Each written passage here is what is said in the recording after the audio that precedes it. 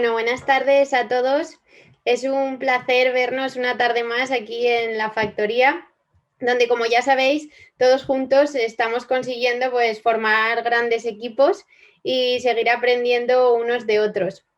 Ya que, bueno, como bien sabíamos y nos temíamos todo el equipo, pues por ahí hay mucho contenido escondido, ¿no?, por aportar dentro de cada uno de los compañeros que componemos tanto esta profesión como todo el mundo sanitario. Y bueno, pues esta tarde, una vez más, tengo el gusto de moderar el webinar y la verdad que hoy lo hago muy bien acompañada de tres grandes ponentes que, bueno, en nada os presento. Como todos bien sabemos, pues bueno, es un lujo encontrar este tipo de empujoncito, le podríamos llamar, que nos ayude a entender mejor pues, conceptos, a explorar nuevos campos que se nos escapan, no podemos manejar, por supuesto, todo, y actualizarnos en temas pues, que, como bien sabemos, no paran de crecer. Y sobre todo, pues eso, lo que intentamos siempre, que es pasar un buen rato. Y bueno, hoy ya os digo que estoy segura que será una gran tarde, así que gracias por estar a todos los asistentes y vamos a por ello.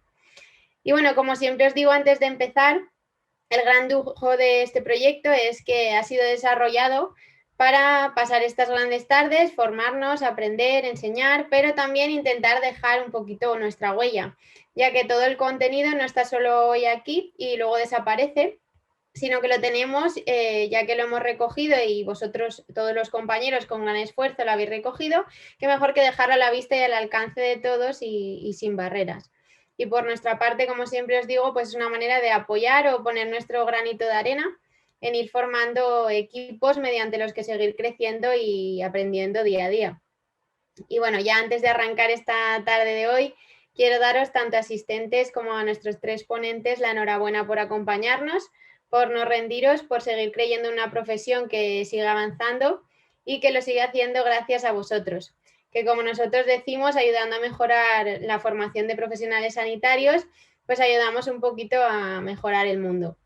Y sin más, ahora sí que sí, vamos a arrancar la tarde de hoy. Y bueno, os tengo que presentar, en primer lugar, a nuestra primer ponente de esta tarde. Ella es Patricia Polo Montanero. Patricia es residente de farmacia hospitalaria en el Hospital Universitario La Fe de Valencia. Y bueno, pues para empezar, ella siempre supo que su vocación estaba en la rama sanitaria. A ella lo que realmente le motivaba era pues saber que su trabajo sirve o iba a servir para ayudar a otras personas. De hecho, cuando ella estaba terminando sus estudios, ya vio claro que quería continuar su formación en el hospital y bueno, pues así lo hizo y llegó a donde hoy tenemos la suerte de tenerla. Actualmente nos reconoce que disfruta haciendo lo que quiere y aprendiendo cada día rodeada de grandes profesionales. Y bueno, la verdad que tengo que decir yo de ella, Patricia, te gana nada más conocerla, esa sonrisa que ahora veréis no pasa desapercibida y bueno, pues su bondad y su cariño es algo que a mí cada día me ayuda a echar para adelante con lo que venga, así que espero que hoy, como yo, con este ratito, pues tengáis la suerte de captar un poco de esa energía que ella transmite y mientras tanto, pues además aprenderemos sobre el tema que viene a contarnos esta tarde, que es el tratamiento de dapagliflozina en insuficiencia cardíaca. Así que adelante, Patri, cuando quieras.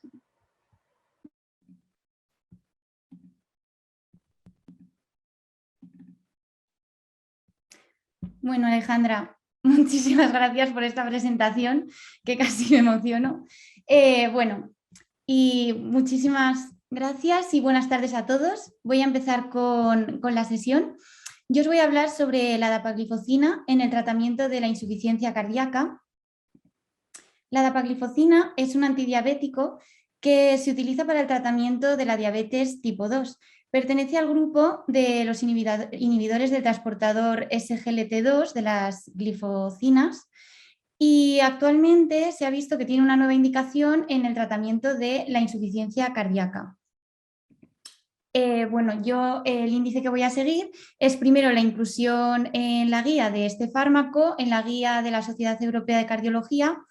Luego hablaremos un poquito sobre lo que es la enfermedad, sobre la insuficiencia cardíaca, el tratamiento de la misma, cómo actúa la dapagliflozina en esta enfermedad y la demostración clínica que tiene mediante los ensayos. Bien, como ya he dicho, en las guías de la Sociedad Europea de Cardiología de 2021 aparece la dapagliflozina. ¿Y de qué manera aparece?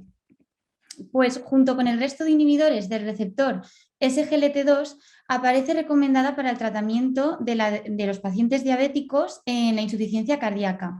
Y además, junto con el resto de inhibidores también, aparece para prevenir la insuficiencia cardíaca en aquellos pacientes que presentan factores de riesgo de presentarla. Además, aparece indicada para pacientes que tienen que tienen la insuficiencia cardíaca con fracción de eyección reducida. En este caso no aparecen todos los inhibidores del transportador, sino que solo lo hacen la dapagliflozina y la empagliflozina. Además, como podemos ver en esta tabla, lo hace con el mayor grado de recomendación, el 1, y el mayor grado de evidencia, el A. Además, lo hacen unidos al resto de los tratamientos actuales para esta enfermedad, como son los IECA, los ARA2, beta bloqueantes y los antagonistas del receptor de los mineralocorticoides.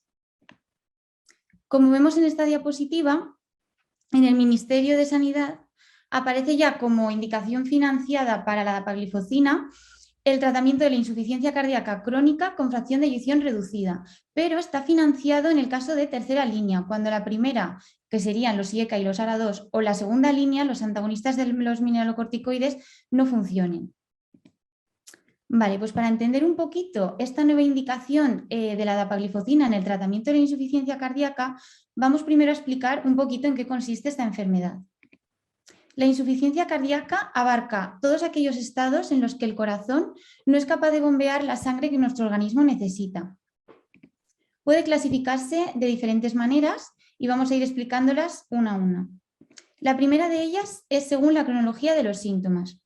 En este sentido tendríamos la insuficiencia cardíaca aguda y la crónica. La aguda es aquella en la que de manera repentina y brusca aumenta la precarga o la postcarga o disminuye de manera abrupta el miocardio funcionante. Y la crónica sería aquella que hay una estabilidad clínica, va todo más progresivo. Otra forma de clasificarla sería según la localización anatómica de la disfunción. En este sentido estaría la insuficiencia cardíaca derecha y la insuficiencia cardíaca izquierda. La insuficiencia cardíaca derecha tiene origen pulmonar y para entenderlo, si miramos esta imagen, vemos que del ventrículo derecho sale la arteria pulmonar hacia los pulmones. Si en estos tenemos un aumento de la presión pulmonar, lo que ocurre es que esta sangre comienza a acumularse en la arteria pulmonar porque no puede pasar a los pulmones. De la arteria pulmonar retrocede al ventrículo derecho, de este a la aurícula derecha, quedando estancada en las venas cavas, tanto superior como inferior. De esta manera, en la insuficiencia cardíaca derecha, lo que observamos son síntomas sistémicos. En cambio, en la insuficiencia cardíaca izquierda, el origen es cardíaco. Hay un problema en el corazón por el que el ventrículo izquierdo tiene problemas para bombear la sangre por la aorta. De esta manera, la sangre empieza a acumularse y retrocede al ventrículo izquierdo, de este a la aurícula izquierda y comienza a quedarse estancada en las venas pulmonares, por lo que la insuficiencia cardíaca izquierda presenta síntomas pulmonares sobre todo. Otra forma de clasificarla sería según la afección funcional predominante. Para entender esto hay que definir primero la fracción de eyección, que sería el volumen que expulsa el corazón en proporción al volumen con el que se ha llenado. En este sentido tendríamos la insuficiencia cardíaca de fracción de eyección reducida y la insuficiencia cardíaca de fracción de eyección preservada.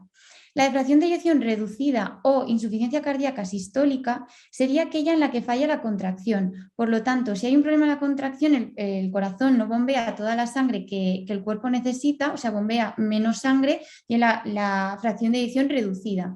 En cambio, cuando es una insuficiencia cardíaca de fracción de eyección preservada, o insuficiencia cardíaca diastólica, lo que falla es la relajación. Entonces, si nos imaginamos un corazón que no termina de relajarse, se queda siempre en un estado permanentemente contraído, digamos que las paredes están más engrosadas, por lo que cuando se llena en la relajación no se llena con todo el volumen que puede, por lo que al llenarse menos expulsa menos volumen y así puede parecer que en proporción a lo que entra, el volumen que elimina el corazón es correcto y es el bueno, pero no, está eliminando menos de lo que el organismo necesita.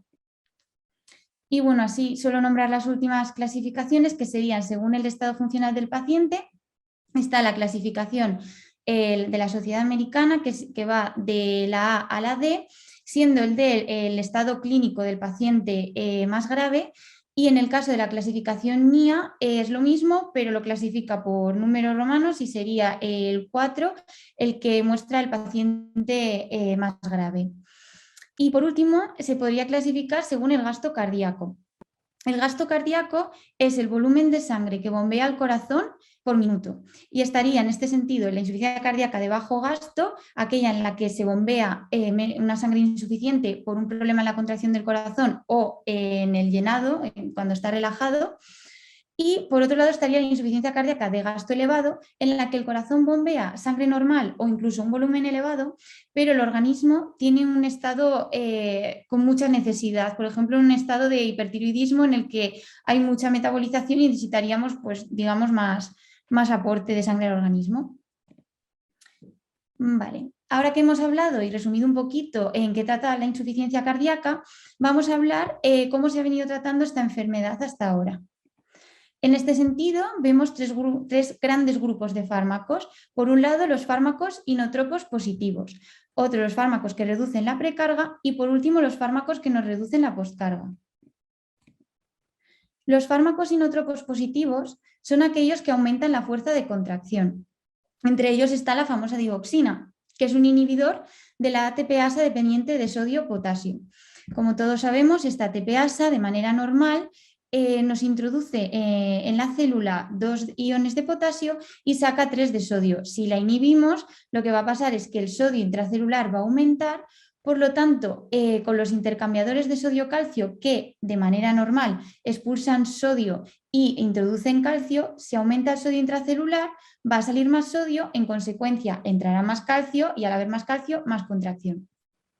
Solo por nombrarlos, otros fármacos inotropos positivos serían los fármacos simpático-miméticos, como los agonistas beta, como la dopamina, inhibidores de la fosfodiesterasa 3, como la milrinona, y los que aumentan la sensibilidad al calcio, como el levosimendan.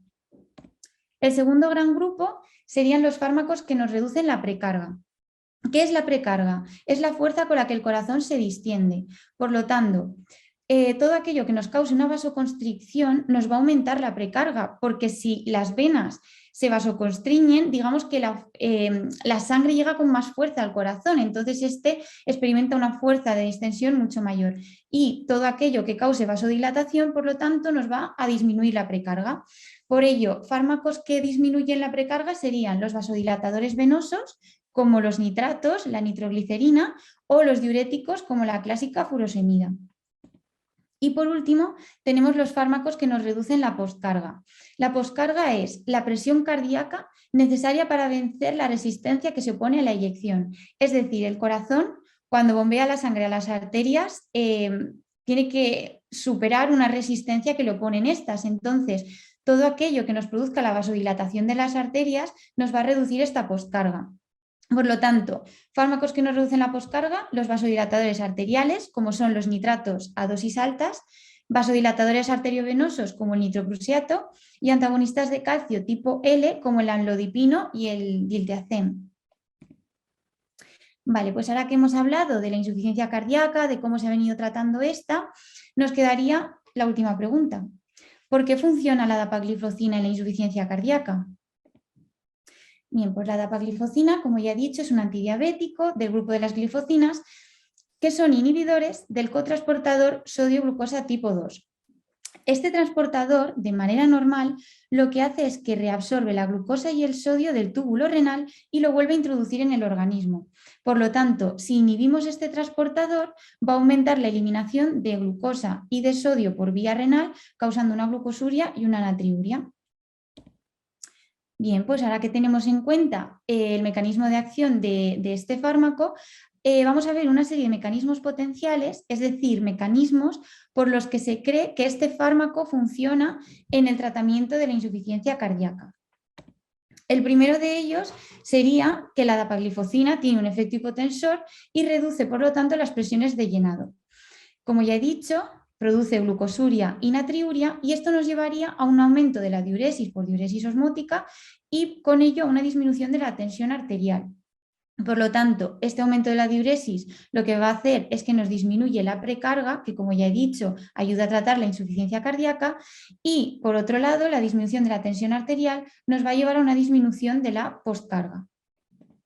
El segundo mecanismo sería la alteración del metabolismo. Dado que nos causa una glucosuria, nos causa una disminución de la glucosa en el organismo, por lo tanto, digamos que sería una situación de ayuno para el cuerpo. Eso, el ayuno, nos va a producir que se dé lipólisis, y esta lipólisis, por un lado, hará que se degraden los triglicéridos, provoca su hidrólisis. Esto, así muy resumido, nos va a llevar a la síntesis de cuerpos cetónicos que pueden ser utilizados por algunos tejidos como es el músculo cardíaco. Esto nos va a llevar a una optimización del ATP por parte de este órgano y a una mejora de la función ventricular. Y por otro lado, esta lipólisis nos produce una disminución de la grasa visceral, que lógicamente esto es bueno para la salud cardiovascular. El tercer mecanismo sería el aumento del hematocrito. Los pacientes diabéticos tienen una absorción aumentada de glucosa, por lo tanto, tienen una mayor demanda metabólica y el parénquima renal sufre porque tiene hipoxia. Por lo tanto, si utilizamos inhibidores de transportadores SGLT2 como la dapagliflozina, el balance de oxígeno es más favorable porque ya no hay hipoxia. Hay, por tanto, una mayor síntesis de EPO por parte del parénquima renal, con ello mayor eritropoyesis, lo cual nos va a llevar a una mayor oxigenación de las células miocárdicas. Todo esto es lo que hace que tenga el efecto cardioprotector. Pero ¿qué pasa? Que hay algunos autores que defienden esto que acabo de decir, pero hay otros que se oponen a ello, porque lo que dicen estos segundos autores es que no hay una evidencia de disponibilidad insuficiente de oxígeno en casos de estado de estrés hemodinámico, como sería la insuficiencia cardíaca. Estos autores lo que afirman es que la eritropoyesis y el efecto cardioprotector no serían causa y consecuencia respectivamente, sino que ambos serían el resultado de la activación de esta vía de modulación que voy a comentar enseguida. Bueno, a esta vía de modulación pertenecen los factores inducidos por hipoxia y la sirtuina 1. Ambos son complejos moleculares inducidos por hipoxia y por la deprivación calórica que nos causaría, por ejemplo, la dapagliflozina, como ya he dicho, al disminuir esta glucosa. Por lo tanto, esta deprivación calórica nos va a llevar a la activación de esta vía, y con la activación de la misma se activan los factores inducidos por hipoxia 1-alfa y el 2-alfa. Ambos nos favorecen la función mitocondrial, el metabolismo aeróbico, la renovación de organelas y la autofagia. Y todo esto nos va a llevar a un efecto cardioprotector. Pero además, el factor inducido por hipoxia 2-alfa nos causa estimula la síntesis de la EPO. Es decir, la síntesis de EPO, según estos autores, sería un efecto colateral de la cardioprotección, que en realidad sería debida a la activación de esta vía, pero no se debería a la estimulación de la síntesis de la eritropoyetina. Y por último, la activación de esta vía lleva a que se active la sirtuina 1, la cual nos disminuye el estrés celular y nos va a llevar también a un efecto cardioprotector. Y por último, el último mecanismo que explicaría por qué funciona la dapagliflozina en insuficiencia cardíaca es la reducción de sodio como efecto cardioprotector. Anteriormente he dicho que cuando explicaba el mecanismo de la digoxina, que un aumento de sodio que nos lleve a un aumento de calcio era bueno para tratar la insuficiencia cardíaca porque nos aumenta la fuerza de contracción. Y eso es cierto. Lo que pasa es que si el aumento de sodio y el aumento de calcio es prolongado, es continuo, lo que se produce es una miocardiopatía y una fibrosis, que es posiblemente lo que nos puede causar la insuficiencia cardíaca. En relación a esto, os voy a hablar sobre un transportador, el transportador NHE, en concreto su isoforma cardíaca, que es el NHE1, que de forma normal lo que hace es que en las células miocárdicas nos va a introducir dentro de la célula sodio a la vez que nos saca al exterior protones. De esta manera, en condiciones normales, este transportador protege a las células miocárdicas de una acidificación intracelular. Pero se ha visto en ciertos modelos animales que en casos de insuficiencia cardíaca este transportador está aumentado. Por lo tanto, como os decía, si este transportador tiene una actividad aumentada, aumenta el sodio intracelular, aumenta el calcio y nos llevaría a la miocardiopatía y fibrosis que desarrollarían una insuficiencia cardíaca. Entonces es fácil imaginarse que todo lo que nos inhiba estos transportadores nos va a ayudar a solucionar la insuficiencia cardíaca. Pues bueno, la dapagliflozina y el resto de inhibidores del transportador SGLT2 inhiben estos transportadores, pero hay dos hipótesis de cómo causan esta inhibición. La primera de ellas sería que estos fármacos la inhiben de manera directa, es decir, que igual que inhiben al transportador SGLT2, inhibirían a este transportador, al NHE. Y la segunda hipótesis sería que no hay una inhibición directa por parte de estos transportadores, sino que es la activación de la vía de modulación de factor inducido por hipoxia de la sitoína 1 que he comentado antes, lo que causaría la inhibición de estos canales de sodio, porque hay estudios en los que se ha visto que una sobreexpresión de la sitoína 1 nos lleva a una inhibición de los canales de sodio y al revés, tienen una retroalimentación. El que haya muchos canales de sodio haría que se inhiba esta sitoína 1. Bueno, pues sea un mecanismo potencial u otro el que explique por qué la dapagliflozina funciona en la insuficiencia cardíaca, lo que está claro es que hay una evidencia clínica en la que se ha visto que funciona. Esto se ha visto en los ensayos clínicos. Yo os voy a hablar de dos de ellos, que son los ensayos pivotales de la dapagliflozina. Estos son el ensayo de Clare y el ensayo DAPA. Ambos son ensayos de fase 3, doble ciego, internacionales, multicéntricos, que se realizan de manera aleatorizada y controlados con placebo. También en los dos, el grupo experimental lo que recibe es una dosis de dapagliflozina de 10 miligramos al día. Voy a empezar con el primero de ellos, el ensayo de Clare, que se desarrolla en una media más o menos de unos 4 años e incluye un gran número de pacientes, unos 17.000 pacientes. Todos ellos tienen diabetes de tipo 2 y solo el 41% de ellos tiene una enfermedad cardiovascular y el 59% de ellos tiene factores de riesgo de desarrollarla.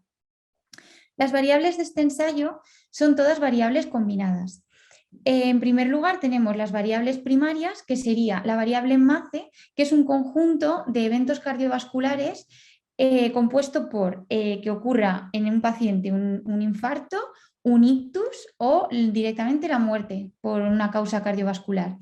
Y la segunda variable primaria sería una combinación de hospitalización por insuficiencia cardíaca o muerte cardiovascular. Y por último, una variable secundaria que es una variable renal combinada. Pero yo me voy a centrar solo en las variables primarias. Pues bueno, con estas vamos a ver los resultados de este ensayo. Se ve que para la variable combinada, una de las variables primarias, la variable MACE, los resultados no son estadísticamente significativos, es decir, no se ve diferencia entre el placebo y la dapagliflozina. En cambio, para la combinación de hospitalización por insuficiencia cardíaca y muerte cardiovascular, sí que hay una diferencia estadísticamente significativa de la dapagliflozina frente al placebo. Pero esta diferencia hay que destacar que si desglosamos la variable combinada, se ve que se debe a la hospitalización por insuficiencia cardíaca, es decir, que la dapagliflozina sí que hace que tengamos menos hospitalizaciones por insuficiencia cardíaca, pero en cambio en cuanto a la muerte cardiovascular, dapagliflozina y el placebo serían prácticamente iguales, no se ven diferencias estadísticamente significativas. Vale, y ahora vamos a comentar el segundo ensayo, que es el ensayo DAPA. Este ensayo se desarrolla en una media de tiempo de unos 18 meses. Los pacientes que se incluyen son menos que en el anterior, unos 4.700, y en este caso todos los pacientes tienen insuficiencia cardíaca de fracción de eyección reducida y con la clasificación NIA o del grupo 2, 3 o 4. Alguno de ellos presenta diabetes tipo 2, pero otros no son diabéticos. Y las variables de este ensayo sería una variable primaria que analiza el empeoramiento de la insuficiencia cardíaca en función de si el paciente tiene una hospitalización por insuficiencia cardíaca o una visita urgente por la misma o una muerte cardiovascular. Vale, los resultados de este ensayo, como se ve en esta diapositiva, el empeoramiento de la insuficiencia cardíaca o la muerte cardiovascular hay una mejoría con la dapagliflozina, que sí que es estadísticamente significativo en comparación con el placebo. Pero además en este caso, cuando desglosamos la variable combinada, vemos que tanto para muerte cardiovascular y el empeoramiento de la insuficiencia cardíaca, la dapagliflozina es superior al placebo. Los resultados de este ensayo son bastante importantes porque en este ensayo, como ya he dicho, todos los pacientes presentan insuficiencia cardíaca, pero no todos son diabéticos. Entonces, permite ya diferenciar un poco y alejar a la dapagliflozina tanto del tratamiento de la diabetes y centrarlo en que puede tratar la insuficiencia cardíaca sin necesidad de que el paciente sea diabético, sino que solo se utilice para tratar la enfermedad de insuficiencia cardíaca. Y bueno, ya para terminar, concluyo diciendo que la dapagliflozina, como ya os he comentado, se incluye en estas guías de tratamiento de 2021 de la Sociedad Europea de Cardiología. Están todos los mecanismos, los posibles mecanismos que he comentado que explicarían por qué la dapagliflozina funcionaría en la insuficiencia cardíaca, pero además está la evidencia clínica con la que se ha visto que la dapagliflozina es superior al placebo para el tratamiento de la insuficiencia cardíaca. Y bueno, muchas gracias a todos y espero que os haya gustado. Bueno, muchas gracias, Patri. Muchas gracias por actualizarnos en lo que es el tema de la insuficiencia cardíaca, porque como ya sabemos, pues es una patología muy frecuente que nos encontramos con ella casi cada día. Y bueno, pues nos interesa mantenernos al día, ¿no? Y actualizarnos, porque hay muchos fármacos que sí que son conocidos, pero quizá este fármaco, aunque sí que lo conocemos, pues no en este aspecto, ¿no? Y siempre está bien, pues saber si se están actualizando guías, etcétera, conocerlo. Así que perfecto, Patri, y mil gracias. Bueno, y a continuación os presento al segundo de nuestros ponentes de la tarde. Para mí, una de también mis superestrellas, él es Jesús Ruiz Ramos. Jesús es farmacéutico adjunto del Hospital Santa Cruz y San Pablo de Barcelona y desde el año 2018 centra su actividad en el ámbito del servicio de urgencias. Además, Jesús es coordinador del grupo Red Faster de la SEF y algo muy importante y que le caracteriza es que él siempre tiene un gran interés por aprender. Y bueno, entre otras cosas, en el ámbito en el que actualmente se encuentra, pues él siempre busca aprender pues, del paciente crítico y de la frenética actividad de su día a día, ¿no? En los servicios de urgencias. Bueno, yo tuve la suerte de dar mis primeros pasos en la farmacia hospitalaria cerca de Jesús y es una gran suerte tenerle cerca y poder aprender de él, porque la verdad que sus infinitas ganas de enseñar y su paciencia y su compañerismo pues son increíbles y tenerlo como amigo es un lujo. Así que bueno, gracias Jesús por acompañarnos una vez más. Él ya vivió la experiencia con nosotros. Os recomiendo, por cierto, ver su ponencia sobre la implantación del código medicamento en el servicio de urgencias.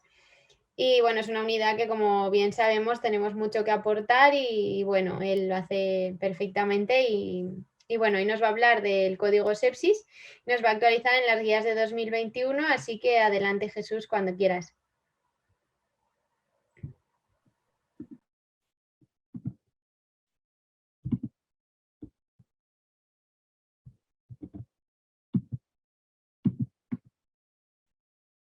Bueno, pues muchas gracias. A ver si me oyes, sí, ¿verdad? Sí.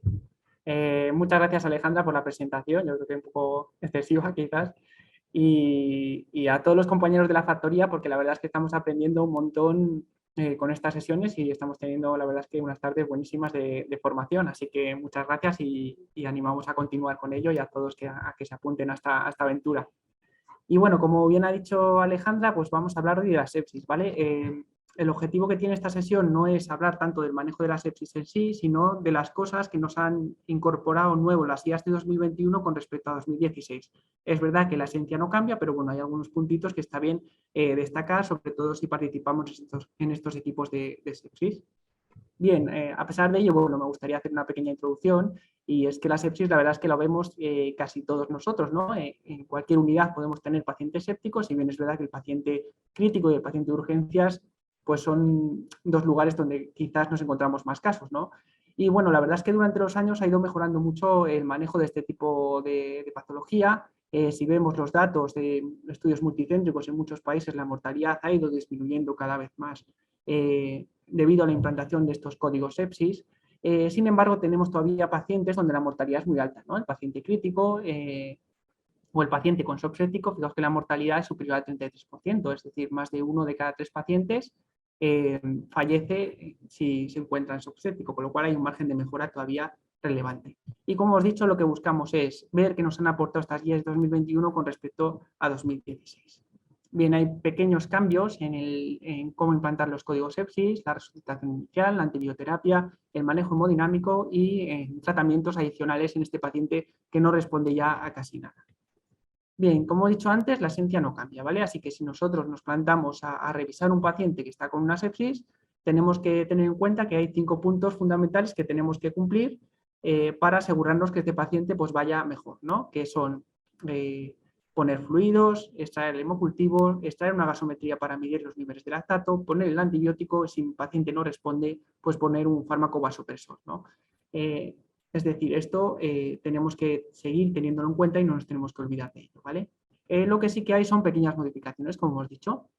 La primera hace referencia a la implantación de los equipos de código sepsis en los hospitales. Si bien en 2016 era una práctica recomendada, digamos sin mucho nivel de evidencia, en 2021 ya nos dicen que esto pues, tiene que ser prácticamente una obligación, ¿no? Los programas de mejora de rendimiento de la sepsis en el hospital conducen a mejores resultados clínicos en los pacientes, ¿no? Tenemos muchos estudios ya. Aquí incluye un metaanálisis con cerca de 20.000 pacientes donde se ve que la implantación de este tipo de prácticas de actuación precoz consigue reducir la mortalidad hasta un 23%, y uno de estos puntos importantes es la administración de la antibioterapia, donde yo creo que podemos tener un papel muy importante, ¿no? Y cualquiera que se dedique a esto, tanto en críticos como en los servicios de urgencias, pues realmente se da cuenta que hay un margen de mejora importante. Cualquiera que se dedique al código sepsis de nosotros, desde el punto de vista de la farmacia, pues recomiendo bastante esta revisión como punto de partida, ya que aquí se explican varias experiencias que han tenido compañeros nuestros de profesión al implantar o al meterse en estos códigos sepsis que han ido haciendo y los resultados que han ido teniendo, que sin duda, pues en cuanto a reducir el tiempo en que pongo el antibiótico, mejorar el espectro de acción, reducir costes, pues son resultados sin duda muy esperanzadores, ¿vale? Bien, el segundo punto que comenta las guías o que hay pequeños cambios es en cómo identificamos al paciente con sepsis. Bueno, pues en 2016 la verdad es que se cambia un poco la definición de la sepsis y nos entra un marcador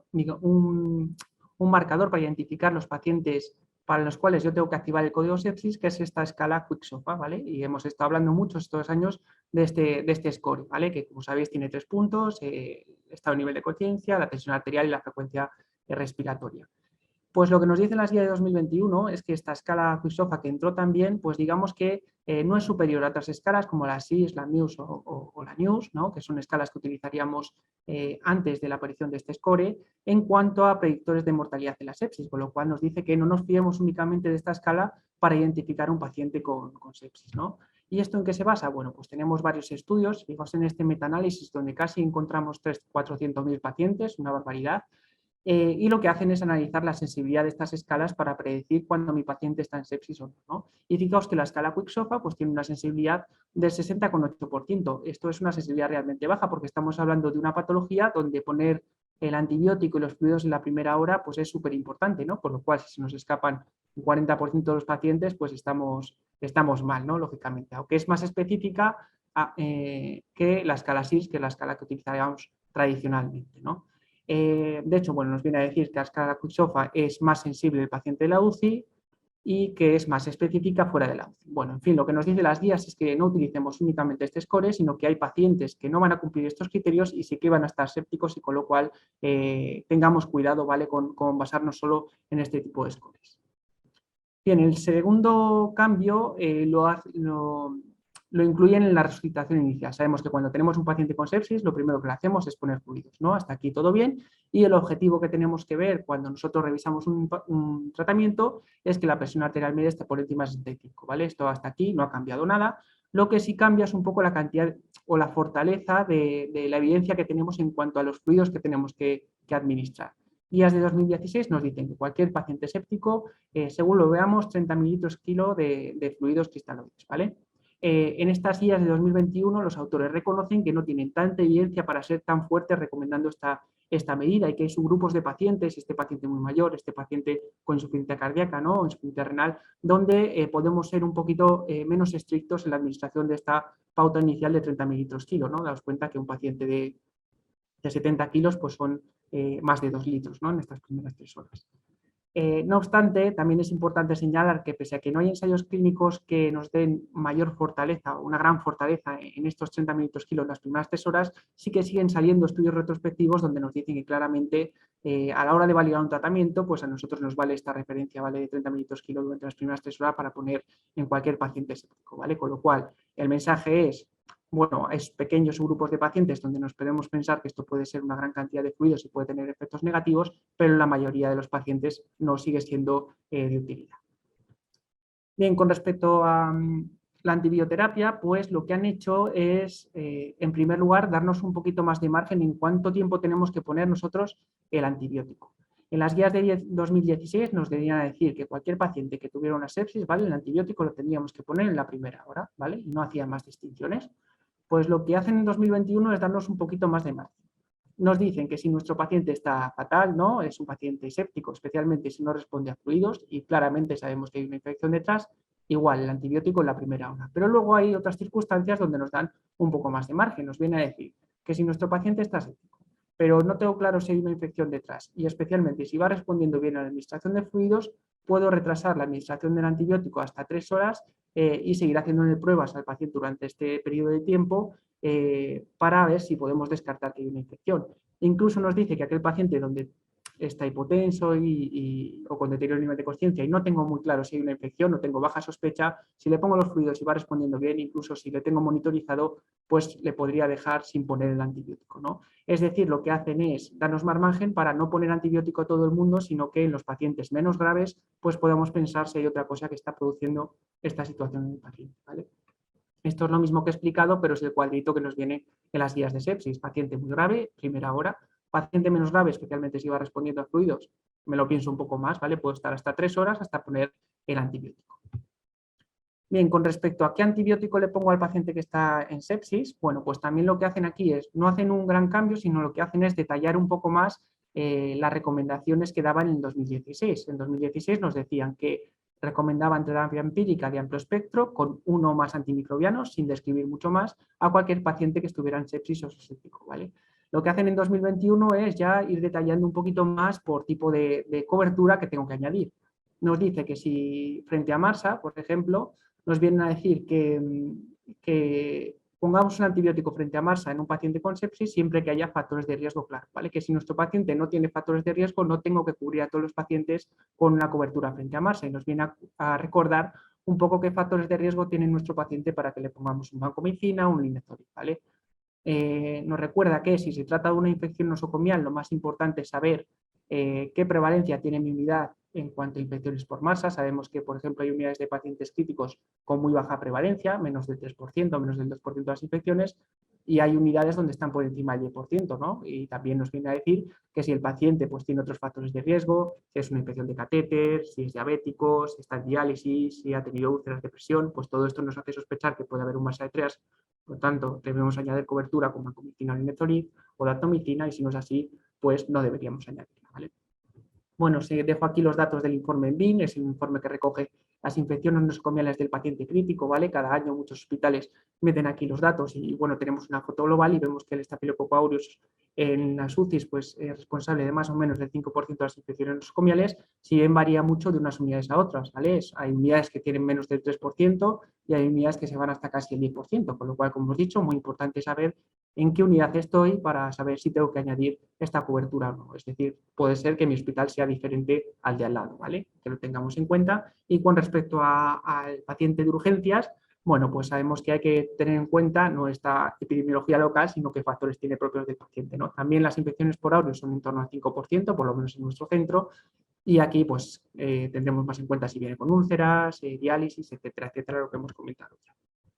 Vale, el resto de recomendaciones en respecto a la antibioterapia no ha cambiado mucho. Nos viene a decir que, bueno, que siempre que pongamos un antibiótico vayamos día a día viendo a ver cómo va nuestro paciente para intentar suspenderlo lo antes posible, que no utilicemos la procalcitonina como marcador para identificar los pacientes a los que tengo que poner el antibiótico. Ya sabemos que es un marcador que tiene muchas limitaciones. Nos vale mucho para guiar la duración del tratamiento, pero no para iniciar el tratamiento, ¿vale?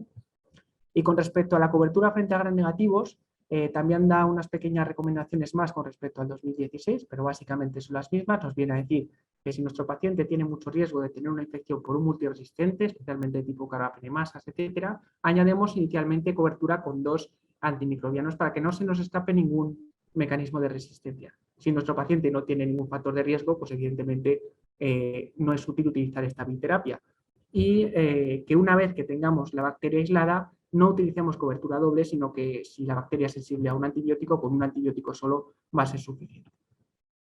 Con respecto a estudios nuevos que tenemos a este respecto, pues está esta revisión sistemática en el año 2017, donde los autores lo que hacen es revisar cómo va mi paciente si le pongo un antibiótico con respecto a cómo va si le pongo una doble cobertura frente a gram negativos, ¿no? Y los autores, la verdad es que aquí no encuentran diferencias en términos de mortalidad ni en otras variables importantes como son estancia hospitalaria o estancia en UCI. Esto sí, lo que nos viene a decir es que esto se da siempre que hayamos acertado con el antibiótico. Lógicamente, si pongo un antibiótico y este es incorrecto, mi bacteria será resistente, mi paciente se va a morir más, ¿vale? Pero si tengo claro qué tipo de bacteria puede ser y pongo un antibiótico y acierto, esto es igual que poner una doble cobertura. Bien, con respecto a los parámetros PKPD, tampoco hay mucho cambio, ¿vale? En realidad, lo que nos vienen a decir que, bueno, dosificas los antibióticos en función de los parámetros PKPD, ¿vale? Que todos vamos conociendo, si es antibiótico concentración dependiente, si es tiempo dependiente, etcétera, etcétera. Y de hecho nos da una tablita, la misma guía, que bueno, nos puede ser de bastante utilidad para guiar qué parámetros, qué ratios PKPD tengo para cada grupo de antibióticos. Aquí destaca que, por ejemplo, para los fármacos betalactámicos, los incluye todos estos dentro de un mismo grupo, que yo creo que esto es un poco conservador, porque probablemente no sea lo mismo un carbapenén que una cefalosporina, pero bueno, yo creo que con la idea de simplificar nos viene a decir que la concentración mínima esté siempre por encima de la CMI en el paciente séptico, ¿vale? Es verdad que esto tiene algunas limitaciones, pero yo creo que lo hacen para tener el mensaje de simplificación y que sea más fácil de entender, ¿vale? Y para estos mismos betalactámicos nos dice que cualquier paciente que esté en sepsis y le ponga un betalactámico, esto tiene que estar en perfusión extendida, ¿vale? Y esto lo da como una recomendación con bajo nivel aún de evidencia, bajo moderado, pero bueno, ahí lo deja, ¿vale? Lo deja caer. ¿Esto en qué se basa? En 2 metaanálisis fundamentalmente. El primer metaanálisis puesto a la izquierda con 22 ensayos clínicos, más de 1.800 pacientes, donde se estudian fármacos betalactámicos antihedromónicos. 14 de los estudios están hechos en la UCI y únicamente uno mayor de 65 años, ¿vale? En este caso, poner el antibiótico en infusión extendida, ¿vale? Se asoció a menor mortalidad que poner el antibiótico en infusión de media hora, ¿vale? Y lo mismo en el metaanálisis de la derecha, ¿vale? En este caso incluye otros 3 ensayos clínicos, los 3 en paciente crítico y mismo resultado, poner infusión extendida, menor mortalidad, ¿vale? Yo creo que aquí queda claro el mensaje de que no poner un betalactámico en infusión extendida en un paciente crítico ya pasa a ser una mala praxis, ¿vale? Antes era, bueno, estaba un poquito en duda sobre si tenía realmente impacto, pero yo creo que con los estudios que tenemos a día de hoy debería ser obligatorio en este tipo de pacientes. Bien, con respecto a la duración en un paciente séptico, cuando le pongo el antibiótico, ¿cuándo se lo tengo que retirar? Bueno, pues la guía nos dice que si hay un adecuado control del foco, lo intente retirar lo antes posible, ¿vale? Que es mejor utilizar terapias cortas sobre las más prolongadas. Esto se tiene que cumplir la premisa de que haya un control adecuado del foco, ¿vale? Con lo cual, bueno, sobre todo en neumonías, bacterianias, infección intraabdominal bien controlada o infección urinaria, lo que nos hace esta guía es dar una tabla donde nos vienen los diferentes estudios que comparan terapias cortas con respecto a terapias más largas y donde claramente no encontramos diferencias, ¿no? Con lo cual, pues poner más de 7 días antibióticos en los pacientes sépticos ya debe estar muy, muy justificado porque no tenemos ninguna evidencia que nos diga que un tratamiento más prolongado sea mejor y probablemente tengamos un impacto importante en cuanto a las resistencias. Bien, con respecto a la terapia antifúngica, ¿le tengo que poner antifúngico a todo el paciente que esté séptico? Pues la respuesta que nos dice la guía es que no. En 2016 no nos aclaraba mucho la cosa y ahora nos dice claramente que depende, ¿no? Si tengo un paciente con alto riesgo de infección fúngica, se lo debo poner, pero si no tiene ningún factor de riesgo, no se lo debo poner, ¿vale? Lo deja claro las guías. Nos vuelven a recomendar qué factores de riesgo tiene mi paciente para tener una infección fúngica o una candidemia, pues que esté colonizado, que tenga cirugía previa, que tenga nutrición parenteral o que esté con un séptico, ¿vale? Como estudio nuevo, con respecto a las anteriores guías, tenemos este en el año 2016, donde se analizan 251 pacientes de 19 unidades de cuidados intensivos francesas, ¿vale? Y fijaos que los pacientes tienen mucho riesgo de tener infección fúngica, ¿vale? Tienen colonización por cándida, más de 4 días con antibiótico, fracaso de un órgano y ventilación mecánica. en este grupo de pacientes se le autorizaba a recibir micafungina versus placebo. Y fijaos que en este estudio, con estos factores de riesgo, los autores no llegan a encontrar ni siquiera diferencias en mortalidad en el grupo de pacientes que lleva micafungina con respecto a placebo. Sí que es verdad que se encuentra una reducción del número de infección fúngica invasora, ¿vale? En el grupo que lleva micafungina, pero todavía la adición de antifúngicos de forma empírica pues, nos sigue resultando dudoso en muchos pacientes, ¿vale? Con lo cual, el mensaje es, si el paciente tengo mucho riesgo, debo añadírselo. Si no tiene tantos factores de riesgo, pues no hace falta añadírselo en principio. Bien, ahora pasamos a los fluidos, ¿vale? Que es un campo que pues tiene bastante importancia, a pesar de lo que podamos pensar.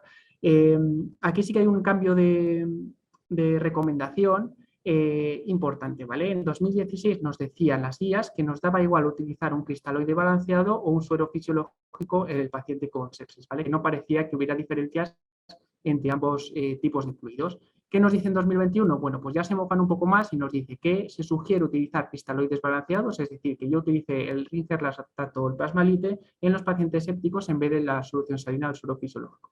Como sabemos, el suero fisiológico no es tan fisiológico, ¿no? Y tiene bastante cloruro y esto nos produce una acidosis que puede tener unos efectos importantes en el paciente cuando le damos gran cantidad de fluidos, como es el paciente séptico, ¿no? Sobre todo en términos de acidosis, ¿vale? Y con respecto a 2016, pues nos sale este estudio, este ensayo clínico del New England en 2018, con más de 15.000 pacientes, donde se compara fisiológico versus Rincer lactato o Plasmalite, y se ve claramente que los pacientes que reciben fisiológico tienen mayor probabilidad de tener eventos adversos renales mayores y la mortalidad, incluso hospitalaria a 30 días, es superior en el paciente que recibe suero fisiológico, ¿no? Con respecto a los cristaloides balanceados, con lo cual este es el ensayo que se basa para hacer esta recomendación de que los equipos de sepsis deben ya introducir el Plasmalite como terapia inicial.